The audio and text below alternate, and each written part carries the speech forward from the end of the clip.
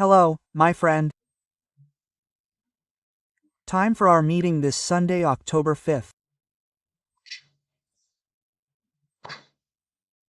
On October 5th, in 1942, when I was already born, Getulio Vargas cut 3 zeros from the 1000 reis and created the Cruzeiro.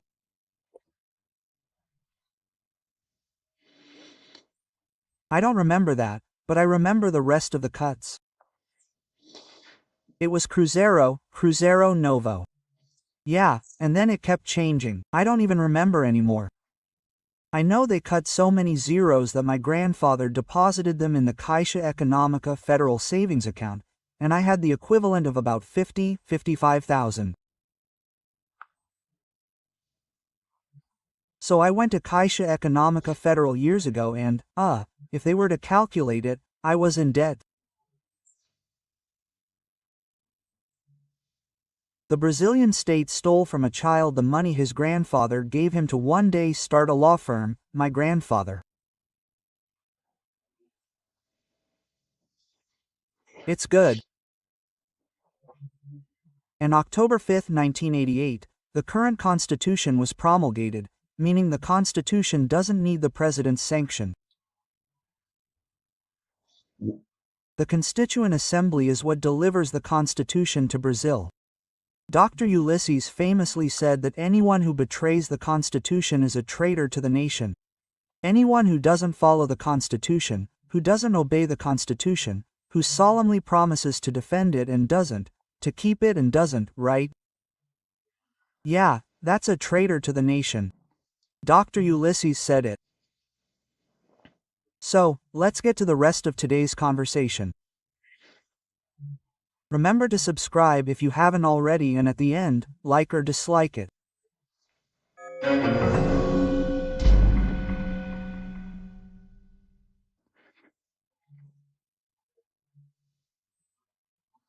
Hey, Minister Fachin flew from São Paulo to Brasilia on Saturday on Gol Flight 2:52 p.m. in the middle of the afternoon.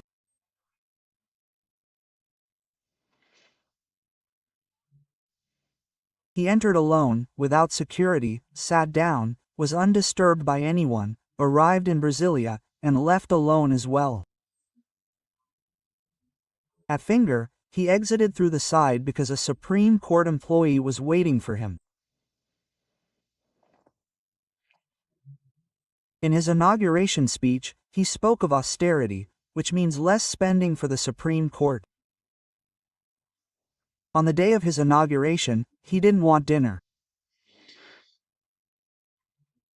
Well, yes, despite him having started to bring down Lava Jato, he prevented the police from taking over. Well, Minister Fachin is setting an example for the other ministers.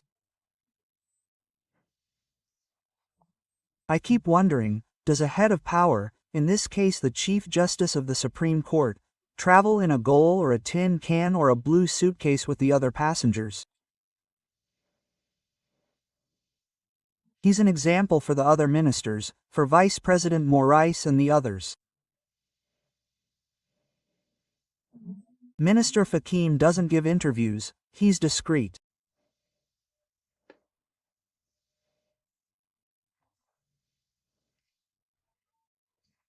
Well, and he traveled quietly, he saved money on Fabio. On the day of the inauguration he skipped the dinner they wanted to have, he saved money on lobsters, etc. Well, another thing.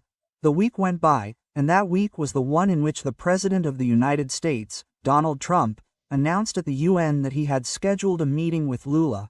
Well, a meeting between another president, because there was a chemistry between the two.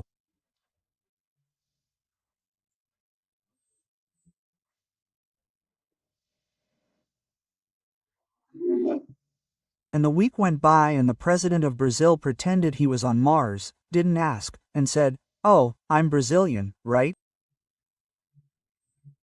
When a Brazilian meets someone, he says, "We'll see each other, call me, you can come over," but that never happens. Quote. But there's one thing, Brazilians were really hurt.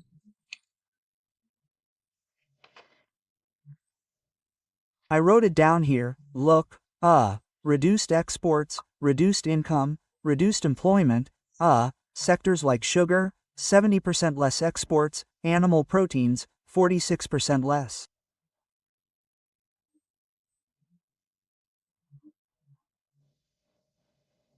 And Lula, who doesn't export anything, stays quiet. In fact, he went to Belém.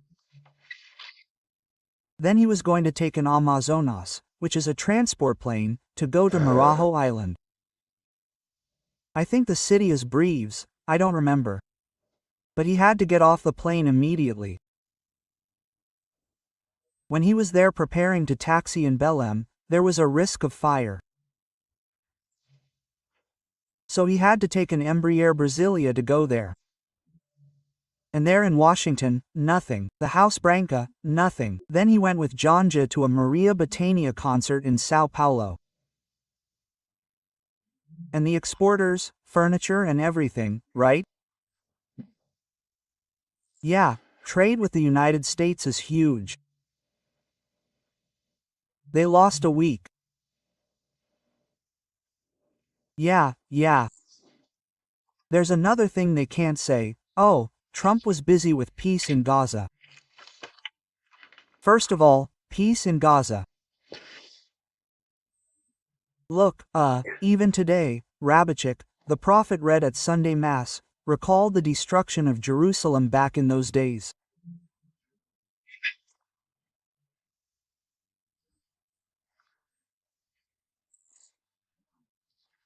Babylonians, Nebuchadnezzar, Pharaoh, taking prisoners, taking them as slaves, right? Even the English back at the time of Israel's independence, the entire Arab world was on top of Israel, when, through the hands of Osvaldo Arana, the Brazilian, there at the UN, the State of Israel was created and all the wars Israel had to defend itself to avoid extinction, right?